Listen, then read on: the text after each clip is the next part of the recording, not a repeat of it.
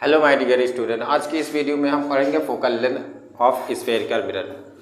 Focal length of spherical mirror हमें यहाँ पर प्रूव करना है, यानी हमें प्रूव करना है कि F is to R by two, इसको हमें प्रूव करना है, ड्राइव करना है।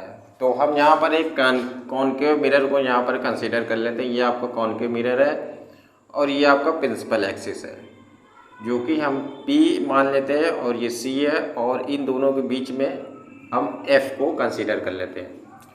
तो हम यहाँ पर मान लेते हैं कि एक लाइट रेज आ रही है जो कि प्रिंसिपल एक्सिस के पैरेलल है, तो वो फोकस F से होकर जाएगी।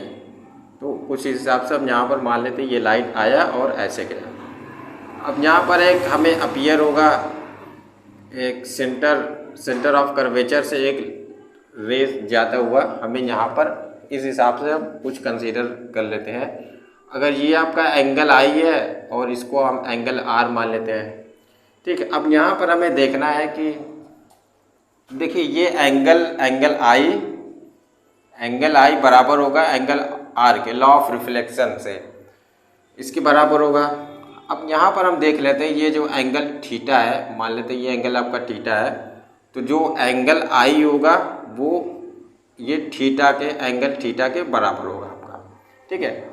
और ये देखिए एंगल आई और एंगल आर बराबर है, तो ये पूरा क्या हो जाएगा, मान लीजिए ये आपका कितना हो जाएगा, ये आपका थीटा है तो ये आपका 2 थीटा हो जाएगा, क्योंकि आई प्लस आई एंगल आई प्लस आई एंगल आई, तो ये हो जाएगा आपका, ये किसके बराबर है, 2 थीटा के बराबर है, ठीक है।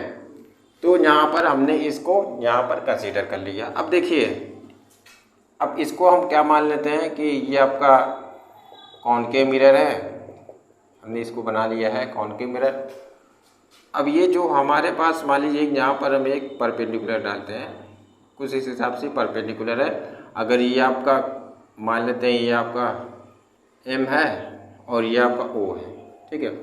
अब देखिए OP के जो बीच का डिस्टेंस है वो काफ़ी कम है, बहुत ही कम है, क्योंकि ये जो आपका कर्व है ये बहुत ही छोटा है। तो यहाँ पर हम मान लेते हैं जो OP के डिस्टेंस का जो OP है, ये पॉइंट O है, वो P के ही नज़दीक है या P पर ही है, हम कुछ इस हिसाब से मानते हैं।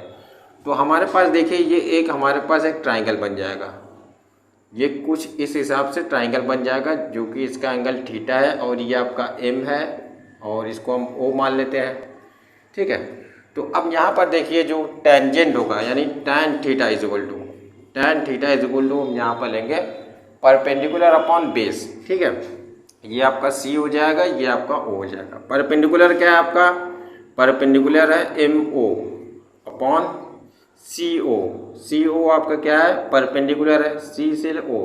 अब देखिए ये जो डिस्टेंस है वो रेडियस ऑफ कर्वेचर कहलाता है, ठीक है, रेडियस ऑफ कर्वेचर कहलाता है। और F से और P के जो बीच की दूरी है, डिस्टेंस है, उसको हम FC दिखाते हैं, यानी ये आपका फोकल लेंथ है। तो अब यहाँ पर देखिए जी हम tan theta is equal to लिख सकते हैं, tan theta is equal to हम लिख सकते हैं OM, ठीक है, MO कहिए या फिर OM कहिए, दोनों बातें एक ही है।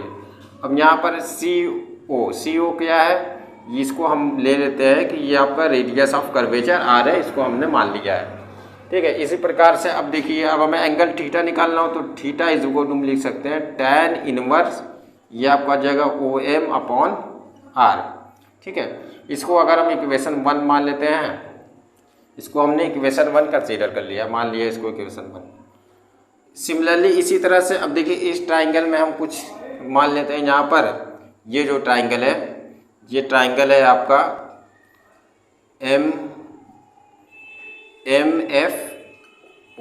MFO, ये आपका जो ट्राइंगल है, कुछ इस हिसाब से हम इसको बना लेते हैं MOF, ठीक है। ये आपका फोकल लेंथ है, ये आपका देखिए 2 थीटा है, ये आपका एंगल 2 थीटा है। तो यहाँ पर देखिए tan 2 theta is equal to हो जाएगा परपेंडिकुलर अपॉन बेस। परपेंडिकुलर क्या है, OM अपॉन बेस क्या है आपका बेस है FO, बेस है, ठीक है। तो यहाँ से देखिए हम लिख सकते हैं 2 थीटा इज इक्वल टू लिख सकते हैं tan inverse OM upon FO, F O क्या है आपका, इसको हम फोकल लेंथ एफ से दिखा लेते हैं, ये आपका फोकल लेंथ एफ है, ठीक है। अब यही आपका इक्वेशन 2 है, इसको हमने इक्वेशन 2 कंसीडर कर लिया है, मान लिया। अब इक्वेशन 2 में, इक्वेशन 1 में, इक्वेशन 2 में equation 1 theta is equal to ये वैल्यू हम पुट कर देंगे। तो यहाँ देखिए ये आपका हो जाएगा 2 इंटू थीटा का वैल्यू हम क्या लिखेंगे, tan inverse O M upon R, ठीक है। अब ये क्या है आपका ओ एम अपॉन एफ है, ठीक है। और tan थीटा ये आपका यहाँ लिख लेते हैं इसको tan इनवर्स, ये आपका tan इनवर्स है और आपका ओ एम अपॉन एफ है, ठीक है। अब यहाँ देखिए ओ एम से ओ एम आपका कैंसिल आउट हो गया और यहाँ tan इनवर्स से भी आपका कट गया, यानी आपका यहाँ बचा ये 2/r is equal to 1/f।